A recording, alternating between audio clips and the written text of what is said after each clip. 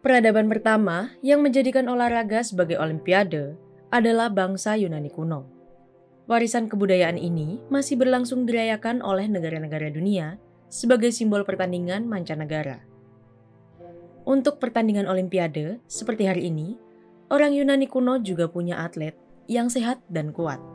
Mereka berlatih berdasarkan bidangnya untuk bertanding dan punya gaya hidup yang menarik.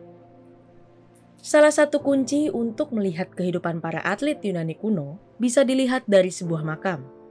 Makam ini berisi kerangka tubuh manusia yang hidup sekitar tahun 500 sebelum Masehi, bernama Ikos. Namanya diketahui berdasarkan prasasti di makamnya. Ketika diperiksa oleh para arkeolog, fitur tubuhnya menandakan ia pernah ikut serta dalam permainan masa Yunani kuno.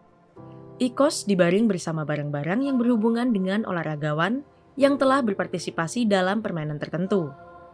Beberapa di antaranya adalah sterigil. Benda perunggu kecil ini digunakan untuk mengikis minyak zaitun dari tubuh. Penggunaannya umum semasa Yunani kuno dan Romawi tanpa menggunakan sabun. Sterigil berfungsi untuk mengolesi minyak zaitun ke tubuh.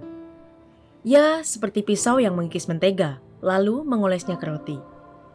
Fungsi minyak zaitun berperan untuk mengangkat semua kulit kering, kulit mati, keringat, dan kotoran di kulit. Tubuh para atlet jadi lebih bersih dibandingkan saat mandi. Namun, agar lebih bersih, para atlet biasanya mandi dan bersantai di air. Makam Ikos juga berisi anjuntharium, yakni botol kecil yang biasanya parfum untuk digosok ke tubuh atau setelah mandi. Bukti lain yang menunjukkan dia adalah atlet olimpiade, makamnya berisi 3 amphorae cantik dari kota Athena.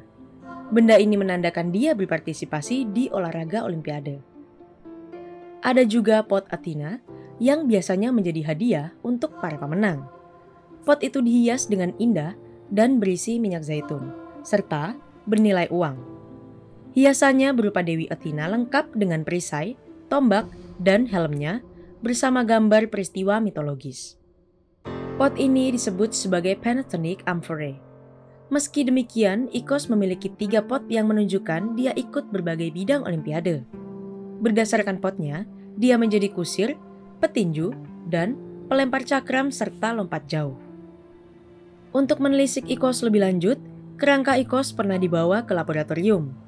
Tingginya kira-kira 167 cm dengan kondisi kelestarian tulangnya yang baik. Dia selama ini terkubur di ruang batu, sehingga terhindar dari tanah asam yang bisa menggerogoti tulang.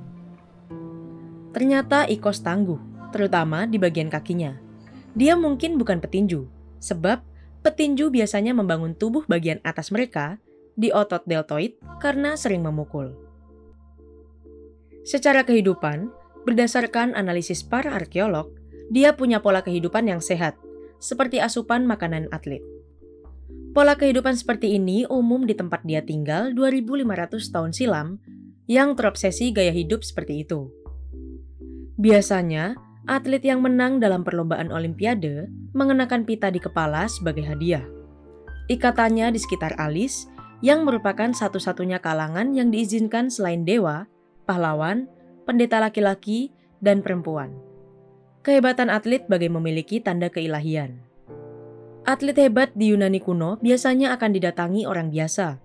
Orang itu akan mengambil kerokan dari tubuh setelah atlet membersihkan diri.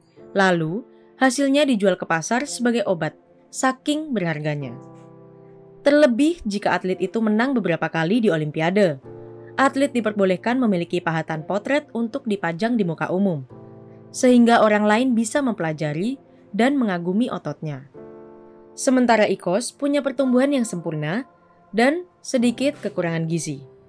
Dia punya pola makan yang spesifik yang berhubungan dengan pemikiran secara ilmiah, medis, dan diet ala orang Yunani kuno. Bisa jadi, Ikos memang dibesarkan untuk menjadi atlet. Dia menjadi bukti bahwa orang Yunani kuno punya semangat untuk bermain dalam perlombaan dan atlet yang sangat profesional pada masanya.